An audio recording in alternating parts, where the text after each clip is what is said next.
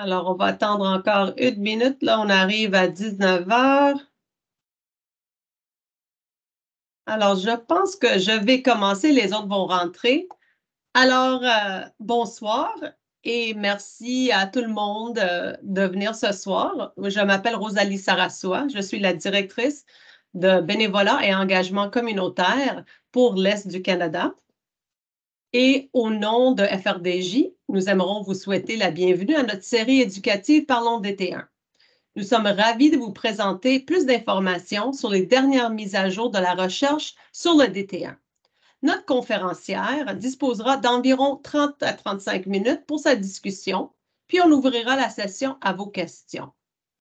Alors, j'aimerais commencer par reconnaître respectueusement que je suis présentement sur les terres traditionnelles des peuples Kanien'kehá:ka, Mohawk et Haudenosaunee. La recherche et les activités de la FRDJ se déroulent sur les terres où vivent de nombreux autres habitants autochtones d'un océan à l'autre. Nous reconnaissons les terres ancestrales et non cédées de tous les Inuits, Métis et membres des Premières Nations qui vivent sur ces terres. FRDJ est un leader mondial dans la lutte contre le diabète de type 1 grâce à la recherche, au financement et la défense d'intérêts. FRDJ soutient également les personnes et les familles de la communauté du DT1 dès le diagnostic, en aidant les personnes vivant avec le DT1 à mener une vie meilleure, plus saine, plus sûre, tout en travaillant à trouver les guérisons. Pour commencer, comme j'ai dit déjà, nous enregistrons la séance qui apparaîtra sur notre chaîne YouTube. Alors, si vous ne voulez pas apparaître sur YouTube, vous pouvez fermer votre caméra. La série d'éducation propose des informations sur les nouveaux sujets tous les 2 mois. Puis en mars, nous allons présenter un webinaire consacré aux essais cliniques. Nous organisons également une série de connexions virtuelles le 4e mercredi de chaque mois. C'était hier soir, en effet.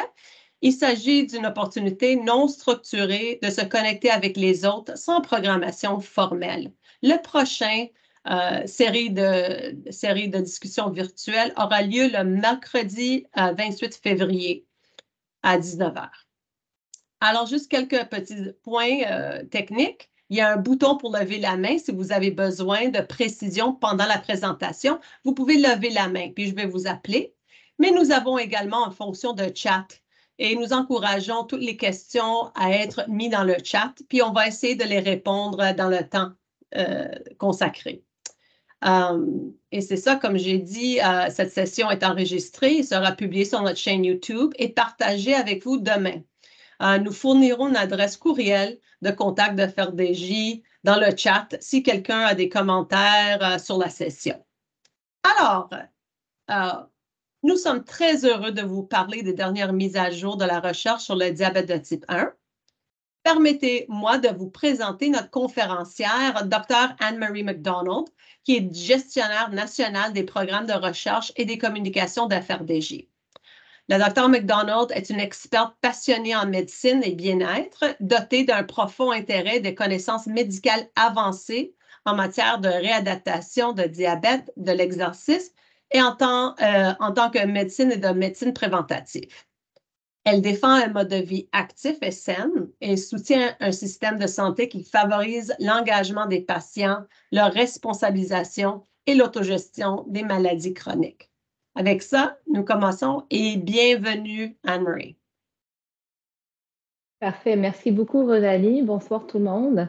Vous m'entendez bien? Oui? Parfait. Alors, comme Rosalie a mentionné, il y a un chat box. Moi, j'ai beaucoup à partager avec vous ce soir. Par contre, si vous avez des questions lorsque je parle, j'aimerais que vous soyez à l'aise d'écrire des questions ou même lever la main. Et Rosalie, peut-être tu peux m'arrêter parce que comme j'ai seulement mon écran ce soir. Alors, absolument. On commence. Alors, ce soir, on va parler de la recherche et des mises à jour. Je vais voir pourquoi. Ah, voilà. Pour ceux et celles qui ne connaissent pas, alors FRDJ, nous, on est vraiment un leader mondial de la recherche sur le DT1. On a des affiliés aux États-Unis, en Australie, en Israël, aux Pays-Bas et aussi dans le UK.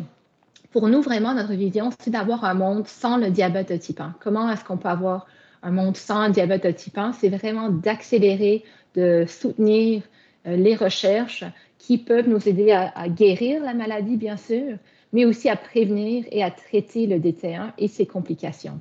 Je ne sais pas si Rosalie a mentionné dans mon bio, je sais pas que je pense pas que c'était mentionné. Moi, je vis avec le diabète de type 1 depuis déjà une 35 années même. Alors, je connais bien l'histoire de ces recherches et je me trouve maintenant vraiment passionnée de la recherche à cause qu'on voit tellement de progrès dans les dernières 5-10 années. Et je vais partager un peu ces détails dans quelques diapos. Maintenant, on a à peu près une 50aine de bourses qu'on soutient de recherche active au Canada, à peu près une 15aine d'essais cliniques. Et l'année dernière, on est vraiment content d'avoir on pouvait partager plus de 10 millions de dollars de donateurs sur la recherche. C'est vraiment pour les chercheurs canadiens qui font un job vraiment fascinant et intéressant avec la recherche de DT1. Une chose qui est intéressante et que je voulais partager avec vous ce soir, c'est qu'au Canada, on ne sait pas pourquoi, mais l'incidence du diabète de type 1 est la plus élevée de ces divers pays où on a des affiliés. Alors, vous voyez ici qu'on a à peu près chaque année 4% de plus en tant qu'incidence de DT1. Alors, ça vaut vraiment la peine d'en savoir plus. On ne sait pas pourquoi ça a lieu dans notre pays et on a des chercheurs qui essaient de mieux comprendre pour qu'on puisse arrêter ce diagnostic, arrêter la diagnostic de DT1 avant qu'elle soit faite. En tant que notre stratégie, je voulais aussi partager ce diapo parce que pour nous, c'est bien sûr important de soutenir et investir les dons pour les thérapies de guérison. Alors ici, on parle non seulement des thérapies, alors les thérapies cellulaires, ça veut dire des cellules souches par exemple, les îlots de Langerhans, alors là, c'est les cellules dans le pancréas qui produisent de l'insuline. Les thérapies modificatrices de la maladie, ça veut dire des thérapies, des drogues qui peuvent changer la manière dont la maladie progresse ou avoir un délai, par exemple, si on sait que quelqu'un est high risk pour avoir le DT1, est-ce qu'il y a des drogues qui peuvent prolonger ce temps avant qu'ils vont avoir la diagnose? Et dernièrement, le dépistage. Alors, est-ce qu'il y a moyen d'avoir comme un screening, de savoir qui va être diagnostiqué avec le diabète avant que la diagnose est faite?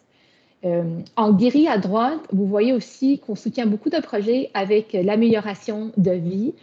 Comme moi, je le connais, comme vous le connaissez, ou vos enfants, si c'est vos enfants qui ont le diabète, c'est vraiment une maladie avec laquelle on vit 24 heures sur 7. Alors, on essaie vraiment de soutenir des projets de recherche pour les traitements de santé mentale, les traitements de complications, les choses qui vont vraiment améliorer nos vies. Tout au long de ces buckets, si vous voulez, on essaie aussi de soutenir la formation des chercheurs. Alors, ceux et celles qui décident de dédier leur carrière à la recherche et aussi l'intégration des résultats psychosociaux, comme j'ai mentionné, la santé mentale, c'est vraiment quelque chose d'important pour nous et on a même une stratégie là-dessus. Dans les dernières 5 années, on a vraiment vu beaucoup de progrès. Je ne vais pas mentionner tous ces points, mais vous pouvez voir que, par exemple, dans le premier point avec le dépistage, en 2018, on avait presque pas de projet de dépistage pour les patients au Canada.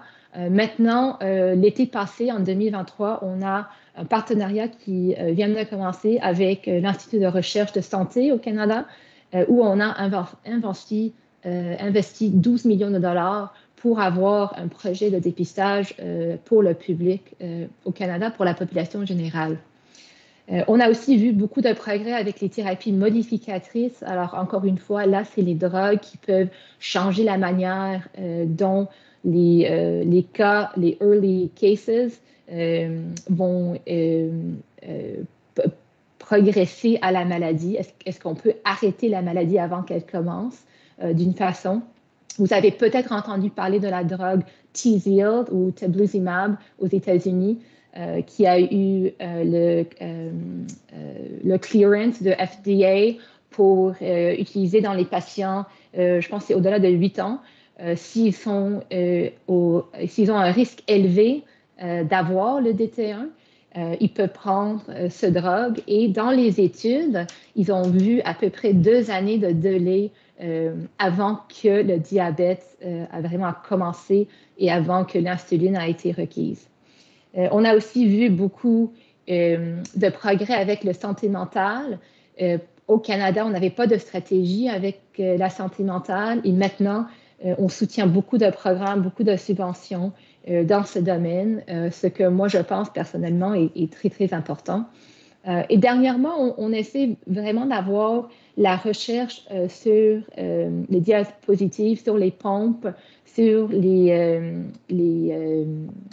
glucoses, pour les moniteurs de glucose en continu, comme le Dexcom aussi, pour être capable d'avoir ces pompes hybrides. Alors, vous avez peut-être entendu parler de ce terme, pompe hybride, ça veut dire les pompes qui parlent à ces Dexcom, Libre, etc., pour mieux être capable d'avoir l'insuline, le taux d'insuline qui change automatiquement sans que l'humain doit faire des changements sur la pompe. Alors, il y a vraiment beaucoup, beaucoup de progrès, comme j'ai dit, dans les dernières quelques années, dans 5 années.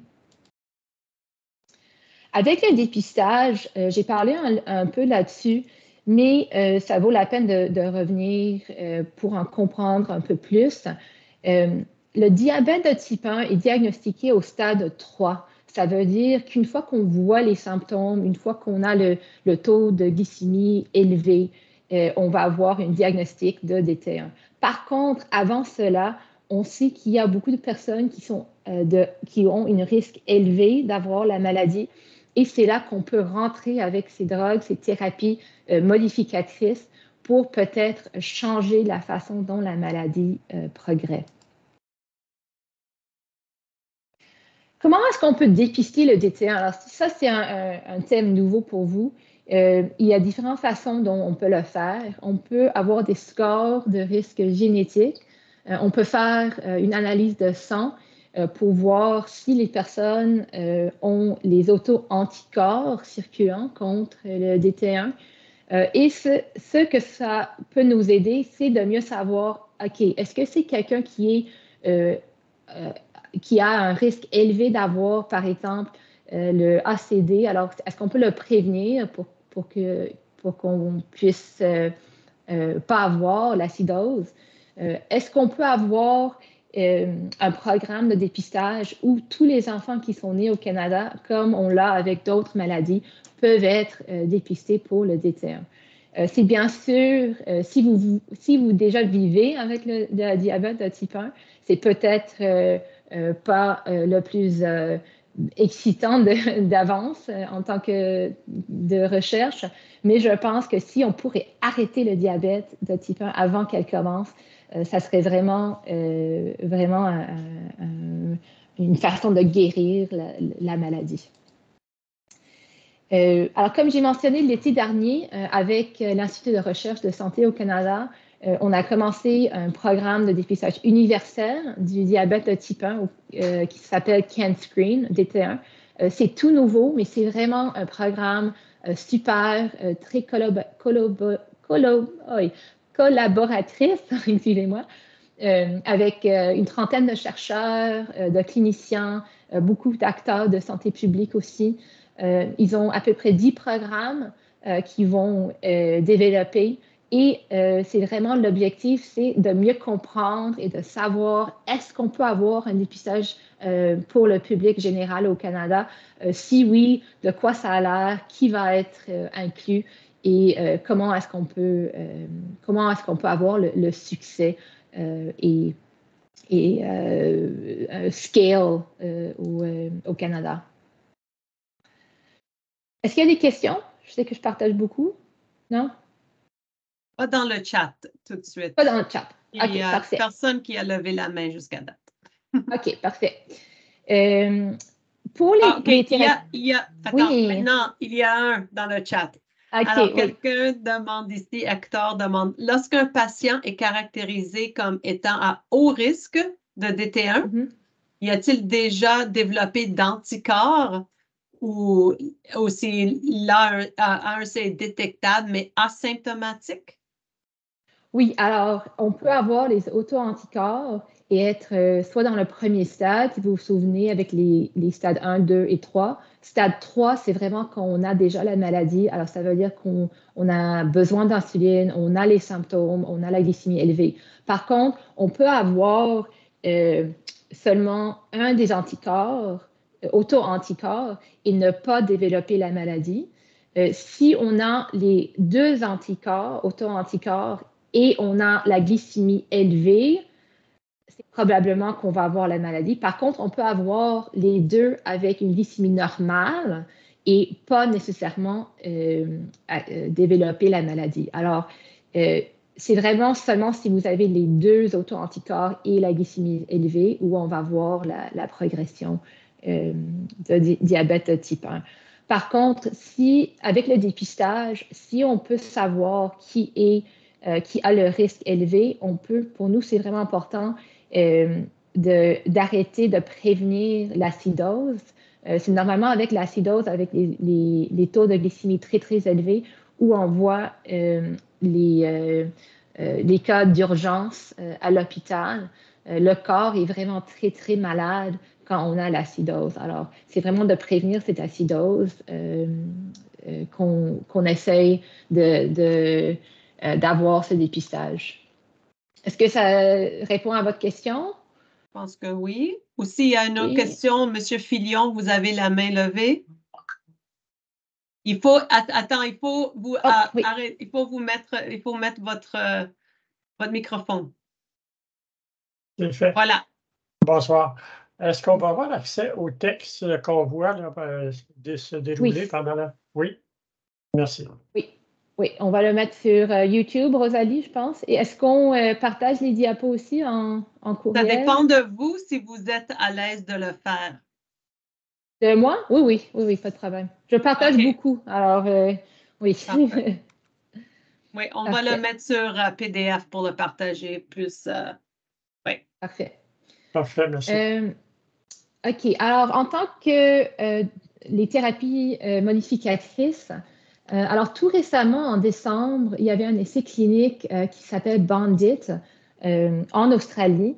C'était une étude qui a publié les résultats dans le New England Journal of Medicine. C'est vraiment une publication de médecine très, très connue au monde. Et ce qu'ils ont trouvé, c'est qu'un drogue de baricitinib, c'est un médicament qui est déjà approuvé pour d'autres maladies. Si on prend ce médicament à chaque jour, est-ce qu'on peut changer la façon dont les cellules, les îlots dans le pancréas produisent de l'insuline? Et ce qu'ils ont trouvé, c'est pour les participants, c'était des participants nouvellement diagnostiqués, alors dans les premiers 100 jours de la maladie, le baricitinib, le drogue, a élevé le taux de C-peptide. C-peptide, c'est une petite molécule qui nous montre combien d'insuline a été produit. Et ils ont trouvé que ça a démontré l'insuline, le taux d'insuline était plus haut que pour les participants, en regardant les autres participants qui n'ont pas eu le drogue. Ce que ça veut dire, je vais vous montrer un petit diagramme. Et désolé, c'est pris de la publication, alors c'est seulement en anglais. Mais on peut voir avec, en jaune, le baricitinib, le taux, c'est le C-peptide, le taux de C-peptide, ou le taux d'insuline à 48 semaines. Alors là, on voit à 4 ans, est beaucoup plus élevé que le placebo. Le placebo, c'est quand on a un participant dans une étude qui ne reçoit pas le drogue qu'on explore. Alors, ce que ça nous dit, c'est qu'il y a un drogue, il y a plusieurs drogues. C'est la même chose avec le teplizumab ou le Tzield aux États-Unis. qui peuvent changer la façon dont notre système immunitaire attaque les cellules qui produisent de l'insuline. Si on peut donner le corps quelque chose qui, d'une façon, prolonge la santé ou le fonctionnement de ces cellules, on peut prolonger le temps entre soit le stade 1 ou le stade 2 et le stade 3, alors lorsque le diabète est vraiment diagnostiqué. Et j'ai mentionné ici aussi pourquoi est-ce que c'est important. C'est vraiment important à cause que si on peut prolonger l'immunopériode, le lune de miel, avec ces thérapies modificatrices, on peut apprendre plus sur les cellules dans le pancréas et savoir comment est-ce qu'on peut prolonger leur fonctionnement, comment est-ce qu'on peut leur aider à produire de l'insuline. Et peut-être aussi, on peut prendre ces données, on peut prendre le data qu'on reçoit et l'utiliser dans par exemple, les transplantations des îlots ou avec les thérapies de cellules souches. Et je vais vous parler un peu de cela aussi. Il y a une question sur les barres ici, sur le graphique. Oui.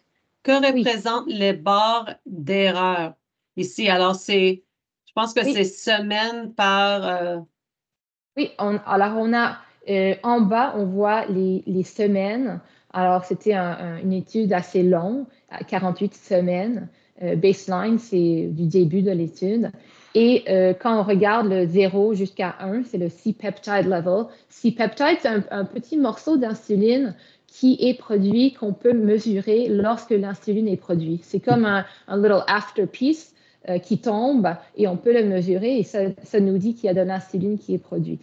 Alors, si on voit la ligne jaune contre la ligne, je ne sais pas si c'est bleu ou gris, je pense que c'est gris, on voit que c'est beaucoup plus élevé et c'est aussi assez plat.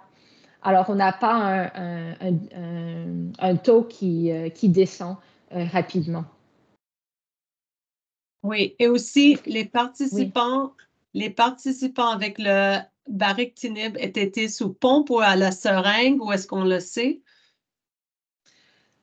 Oh, ça c'est une très bonne question. Je ne sais pas. Okay. Il va falloir que je regarde pour voir. Je vais aller voir. Okay. Si vous voulez nous partager votre courriel, la personne qui a demandé la question, moi je peux. Je peux partager la mienne. Okay. Juste comme ça, ils peuvent demander la question. On peut revenir là-dessus. Parfait. Ici, je veux juste vous montrer. Alors, à gauche, c'est le drogue que je viens de montrer avec l'étude en Australie qui a été partagée en décembre dernier. Les deux autres, c'est aussi des thérapies modificatrices. Celui au centre, c'est celui qui est maintenant aux États-Unis, qui a démontré d'avoir ce délai de 2 mois entre le stade 2 et stade 3 pour le diabète de type 1. Et l'autre à droite, c'est un autre drogue qui est assez semblable. Juste pour vous montrer qu'au milieu et à droite, on voit, même avec ces drogues qui ont démontré des résultats positifs, on voit un peu que la ligne descend. Ça veut dire que l'insuline commence à être moins produite avec la fonction du temps. Par contre, avec le baricitinib à gauche, on voit que c'est quand même encore assez plat. Alors, il y a beaucoup de positivité avec ces résultats. Bien sûr, on ne sait pas qu'est-ce qui va y arriver après encore 1 année, 2 années, mais c'est toujours bien de voir qu'il y a des thérapies modificatrices qui peuvent nous permettre peut-être de préserver les cellules bêta et qui vont nous aider à produire de l'insuline pour plus longtemps. Et encore désolée que c'est tout en anglais, les graphiques, c'est pris des publications en anglais. Pour les thérapies cellulaires, alors vous avez sûrement entendu parler du protocole d'Edmonton. C'est avec le docteur Shapiro. C'est un chercheur assez connu au Canada qu'on soutient depuis plusieurs années, même une dizaine d'années.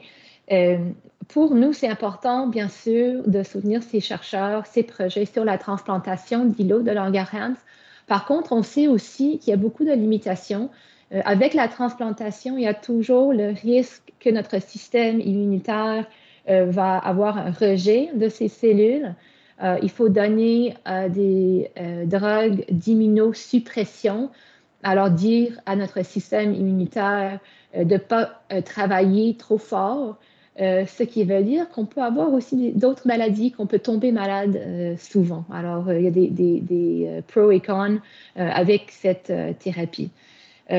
Pour nous, bien sûr, les cellules souches et les thérapies cellulaires, c'est vraiment un domaine, un portfolio important pour la recherche dont on soutient. On a une quinzaine de subventions au Canada couramment, avec 8 ou même 9, je pense maintenant, équipes qui développent des îlots de Langerhans. Alors, les îlots de Langerhans, pour ceux et celles qui ne connaissent pas, dans l'organe, dans le pancréas, il y a les cellules bêta. Les cellules bêta ont les petits morceaux de cellules ensemble qui s'appellent les îlots de Langerhans. C'est eux qui produisent de l'insuline.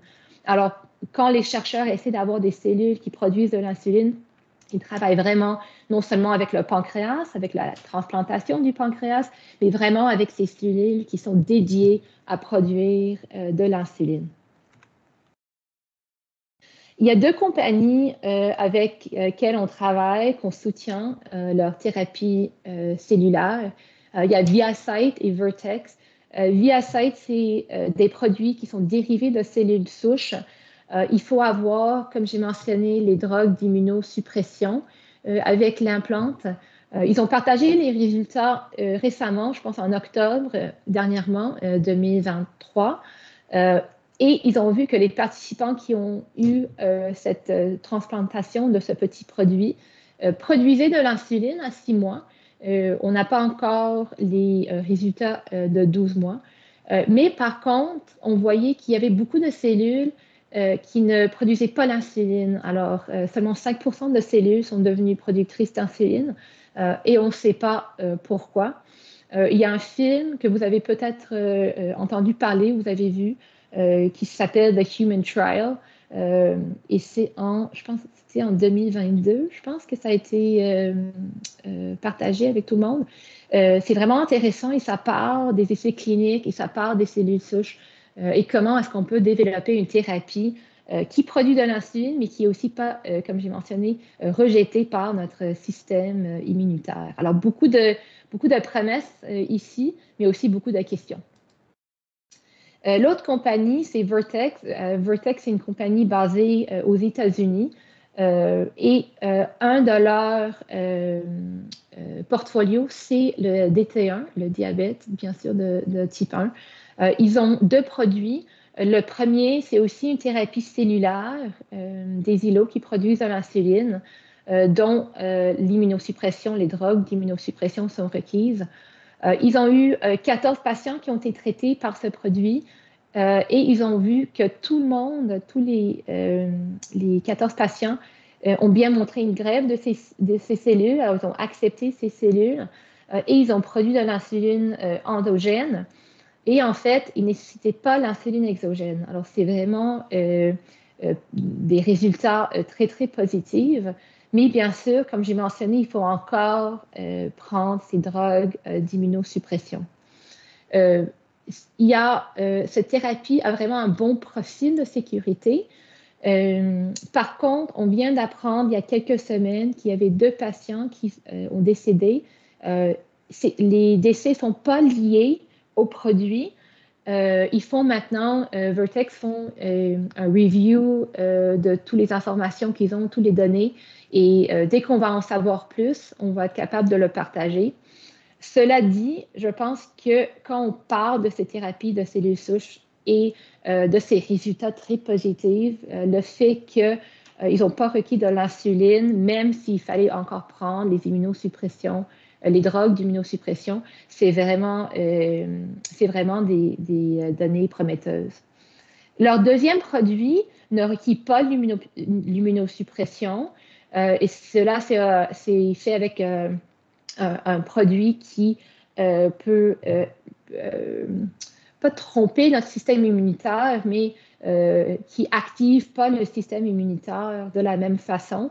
C'est plus nouveau que le premier, que le VX 800. Alors, ils ont commencé la partie A. Ils ont enrôlé et dossé déjà plusieurs participants, mais on attend pour les résultats de la partie B de l'étude. Et je pense que c'est soit en mai ou juin où ils vont partager les données sur cette étude.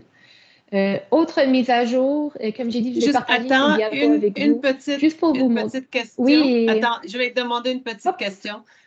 Ici, elle demande si FRDJ prévoit subventionner ou est-ce que ça existe, parce que ça dépend, existe des recherches sur la transplantation de cellules souches auto du sujet diabétique. Est-ce que ça existe plutôt qu'un cadavre ou d'une autre personne? Oui, oui. Ça existe et je pense que j'ai dans... Oui. Alors, vous êtes plus vite que moi. Alors, ici, le docteur Shapiro. Alors, on a quelques chercheurs qui travaillent là-dessus parce que, bien sûr, si on peut utiliser nos cellules à soi-même, on pense, est-ce que notre système immunitaire va être plus content et ne va pas avoir l'attaque auto-immunitaire qu'il peut avoir avec des cellules de cadavres ou de donneurs. Dr Shapiro à Edmonton travaille sur la possibilité d'avoir les cellules qui sont produites à partir de cellules sanguines de personnes atteintes de DT1. On a aussi un chercheur qui essaie de savoir si on fait une transplantation dans différents endroits. Normalement, c'est une transplantation je perds mes mots, dans le liver, pas le liver, Rosalie? Dans le foie, bien sûr, comme le foie gras, bien sûr, dans le foie. Mais est-ce qu'on peut avoir les transplantations peut-être dans notre corps, soit dans l'abdomen ou au niveau de notre peau, par exemple, aussi? Alors oui, c'est bien sûr, c'est une très bonne question. Autre chose, ici, juste pour vous mentionner un peu les différents projets, il y a des chercheurs et des laboratoires qui travaillent sur les micro-vaisseaux. Alors, est-ce qu'on peut savoir qu'est-ce qui rend que ces cellules qui sont transplantées sont contents et fonctionnent bien? Il faut bien sûr penser à leur environnement et penser au sang qui vient et les nutriments qui viennent contribuer à la longévité de ces cellules et à leur fonctionnement. On a aussi des chercheurs qui travaillent sur les expressions des gènes. Alors vraiment des détails spécifiques en tant que les cellules et comment est-ce qu'on peut les manipuler peut-être pour qu'ils puissent évader le système immunitaire. Dr Shapiro, j'ai mentionné avec les cellules sanguines. On a un centre d'excellence à l'Université de Colombie-Britannique où on a plusieurs chercheurs qui sont vraiment dédiés au traitement de cellules souches. Et aussi, comme j'ai mentionné,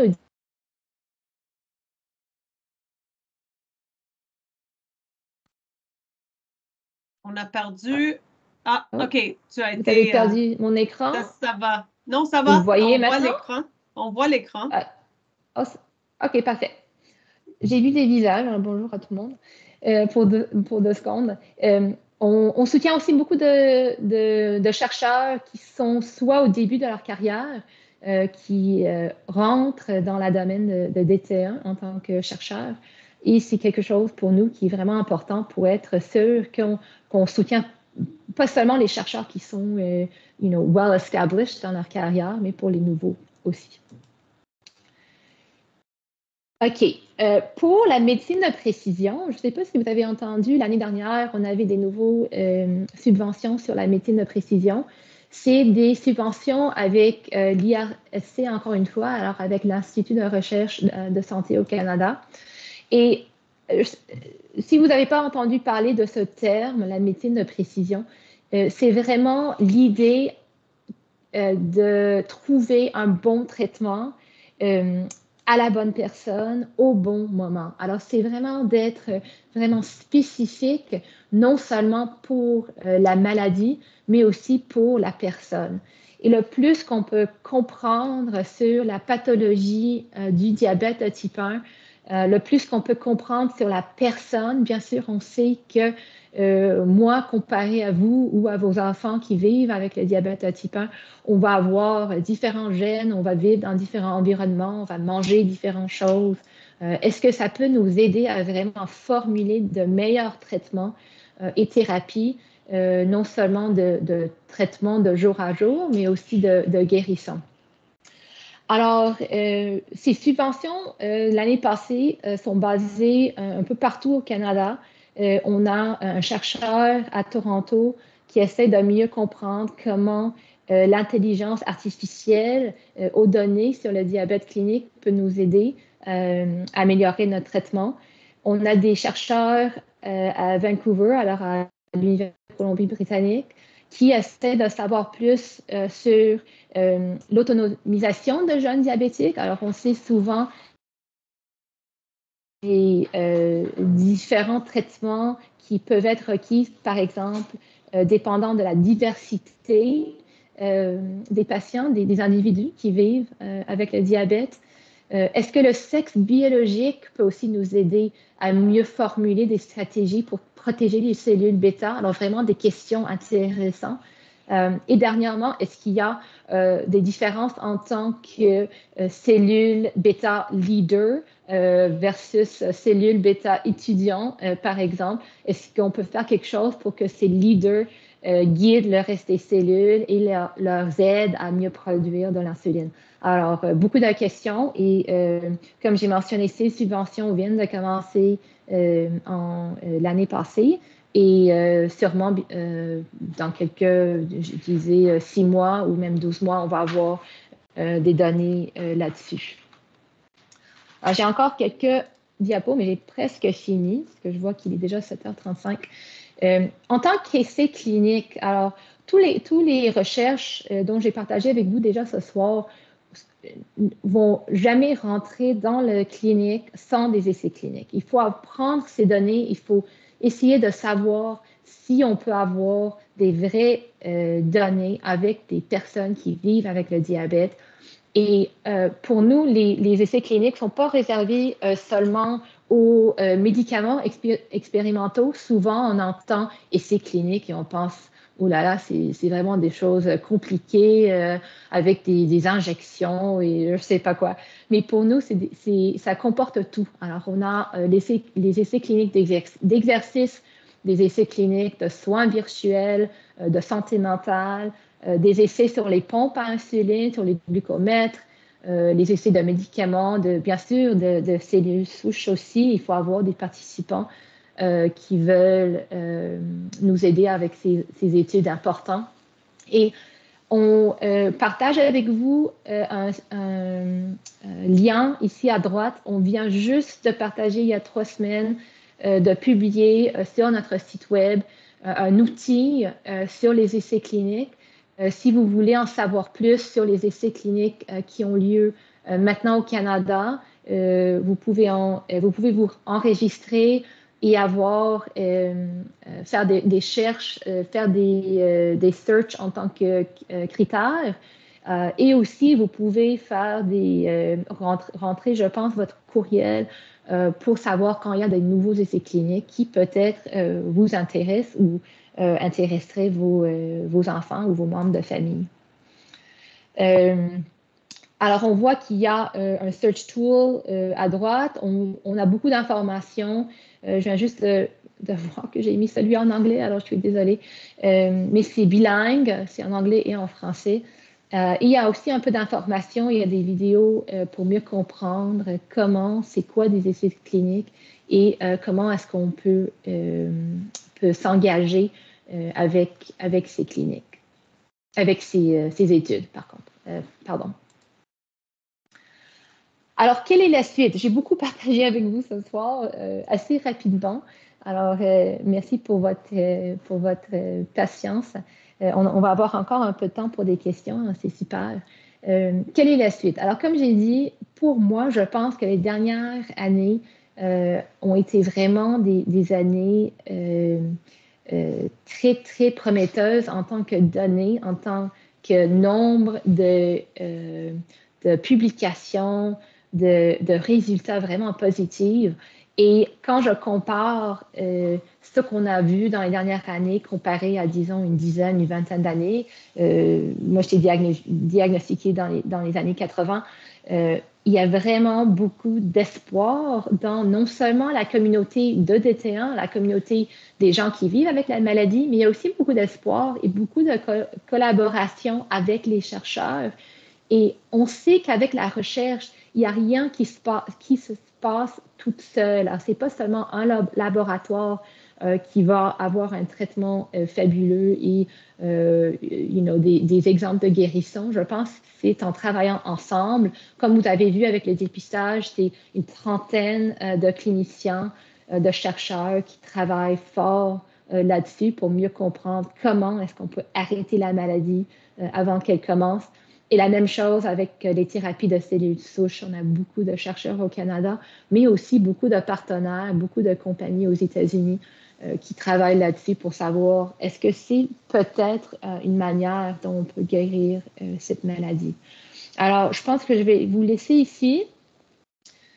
Je vais arrêter mes diapos pour que je puisse vous voir. Donnez-moi une seconde. Il y a 2 questions qui sont dans le chat encore, qui restent dans le oui. chat.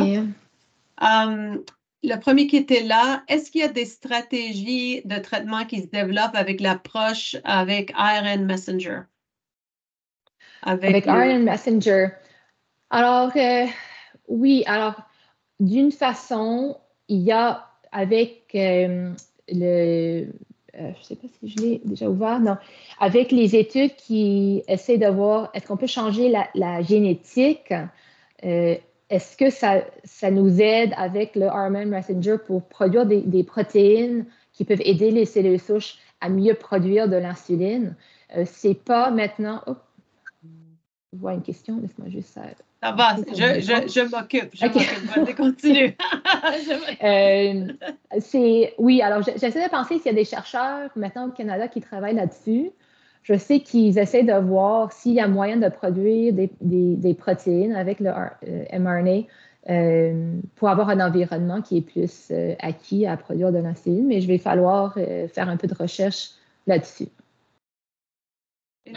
Une autre question ici, juste en parlant un peu d'argent, comment se comparent les niveaux d'efforts déployés pour la recherche sur le DT1 par rapport à d'autres maladies comme le cancer, maladie du cœur, d'autres?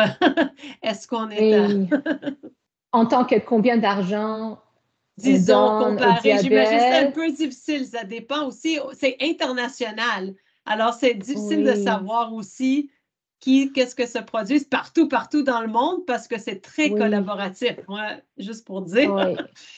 Alors, ce que je pourrais vous dire, c'est qui a demandé la question? C'est Martin ou non? Je vois Martin. Non, c'est Frédéric Collin. OK.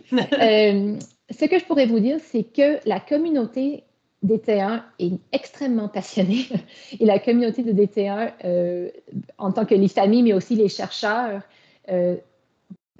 quand ils partagent leurs données, quand ils partagent leurs études, ils sont très motivés à recevoir les fonds et l'argent pour les soutenir. Ce que ça veut dire, c'est que souvent, on a des donateurs qui n'ont pas de connexion au DT1, mais ils savent qu'au Canada, on a des chercheurs fantastiques comme le Dr Shapiro, comme les docteurs à l'Université de Colombie-Britannique qui font des choses, mais vraiment surprenantes quand on pense aux détails de leur recherche. Et ils savent aussi que le système immunitaire, si on a un avancement avec le diabète de type 1, ça pourrait nous aider aussi avec le cancer, par exemple. Comme les thérapies modificatrices dont j'ai mentionné, comme le baricitinib, c'est déjà un drogue qui est utilisé avec l'arthrose rheumatoid arthritis. Et à cause que c'est déjà accepté comme un drug, c'est beaucoup plus facile pour nous de l'utiliser dans les études pour le DT1. Alors, tout cela pour dire que même si le diabète de type 1 n'est pas l'incidence dans le monde entier est bien sûr moins élevée que le cancer, il y a beaucoup de données qui peuvent être partagées entre les chercheurs. Et je pense que, on ne parle pas de cela souvent, mais l'argent qui est donné au cancer, l'argent qui est donné au diabète, souvent on voit le overlap. Oui. Parce que le corps, c'est un corps. Souvent, je dis, on a un corps, on a beaucoup de maladies à un corps seulement. C'est pas... ouais. Il y a une autre question ici. S'il y a des recherches récentes sur l'alimentation, par exemple, alimentation faible en glucides, riche en protéines, lipides, etc., est-ce qu'on fait des recherches sur ça ou est-ce que vous en connaissez? Oui, alors, il y a beaucoup de recherches sur la nutrition. En tant qu'FRDJ, qu'est-ce que j'ai fait? Oh. On vous voit, là tout est encore? bon, tout est correct. OK. Mon écran est devenu noir. Je me dis, oh non. OK, voilà. Alors, pour nous, dans notre stratégie, on n'a pas beaucoup de soutien pour les projets sur la nutrition à cause que ça ne fait pas partie de notre stratégie de recherche globale. Par contre, il y a un peu d'études. Il y a un chercheur à Montréal, Dr. Haidar, Haidar. Vous pouvez lui trouver sur notre site web. Lui, il a essayé de savoir si différentes manières de manger, alors la nutrition, est-ce que ça change comment notre pompe peut fonctionner? Alors, il a fait un peu de recherche là-dessus. Il y a un peu de la recherche sur les keto et les glucides moins élevés aux États-Unis, mais ce n'est pas quelque chose qu'on soutient directement, si ça répond à votre question. Souvent, avec les enfants aussi, je sais qu'il y a des chercheurs, je pense à Boston, qui font beaucoup d'études pour la population pédiatrique. Et souvent, c'est difficile avec les ethical boards pour faire la recherche avec la nutrition avec les enfants. Oui, c'est ça. Éthique, c'est éthique en français. Oui, éthique, exactement, c'est la même chose. Ben, il y a plus de questions. Il y en a une. Est-ce que les chercheurs... Ah, ça c'est... Est-ce que les chercheurs s'intéressent sur le loop DYI? Ben, c'est déjà fait, je veux dire. C'est déjà fait, oui, c'est déjà fait. Alors, oui, alors aux États-Unis, il y a, je pense qu'il y a 4 maintenant. Au Canada, on a 2.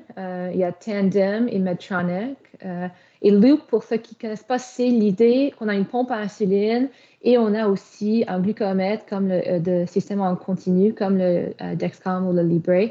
Et ils se parlent sans que l'humain doit intervenir pour toucher au bouton. Alors, ça veut dire que c'est super pour les gens qui ont les hippos durant la nuit, par exemple. Si la pompe peut s'arrêter à cause que la pompe, disons, à 2 heures du matin, voit que vous allez en hypo, la pompe peut s'arrêter l'insuline qui est dosée. Ça, c'est loop ou hybride. Il y a différents mots pour le décrire. Et puis, Martin, vous avez la main levée. Ça va être la dernière question de la soirée. Écoute, je voulais juste vous remercier parce que j'ai vu passer. Vous m'entendez bien? Hein? Oui, c'est correct? Oui. J'ai vu passer quelqu'un s'intéressait aux pressions pour la pompe. Là. Juste avertir la gang que moi et un groupe, on a fait des démarches. Là. Je pense même avec la FRDJ, là, de la coalition là, pour l'accès aux pompes insuline au Québec. S'il y en a qui ont le goût d'embarquer dans le combat, gênez-vous pas. On est une belle gang qui combattons actuellement, qui faisons les pressions politiques là, pour que ça accélère les choses. Et avec votre aide aussi. Là. Et merci. Hein, la Fondation vient d'embarquer dans notre combat. Fait qu'on va essayer de continuer ça. Fait que si les gens ont envie de s'impliquer, gênez-vous pas. On est ces plateformes de pancréas et la QDT1 aussi, l'Association du diabète de type 1, là, si on a le goût de s'impliquer. Venez vous unir à nous autres. C'est une belle gang en plus qui travaillons ensemble pour faire ça. Fait que c'est belle fun. On est avec vous, Martin. On est avec vous. Je vais, Martin, parce que justement, juste pour dire, ça n'a pas avec la recherche, mais on rentre à Québec en 2024. Big time, la FRDJ. Alors, on est conscient. Alors, je vais écrire mon courriel. Là. Écris-moi un courriel, puis on va se parler. C'est ça. Alors, je vais dire un gros merci à Anne-Marie McDonald, un gros merci à tous les participants de ce soir. Un petit rappel que demain, vous allez recevoir un courriel de remerciement avec aussi l'enregistrement. Et aussi, on va voir si on peut mettre, aussi les diapos de Dr. Anne-Marie. Je vais demander demain.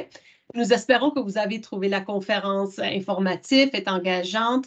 Vous pouvez toujours partager vos informations, partager vos commentaires en répondant en courriel. Et puis, un gros merci à tout le monde, un gros merci à tout le monde d'avoir participé ce soir. Et on espère de vous voir en mars pour notre prochain sur les essais cliniques. Merci. Bonne soirée à tout le monde. Merci tout le monde. Bonne soirée.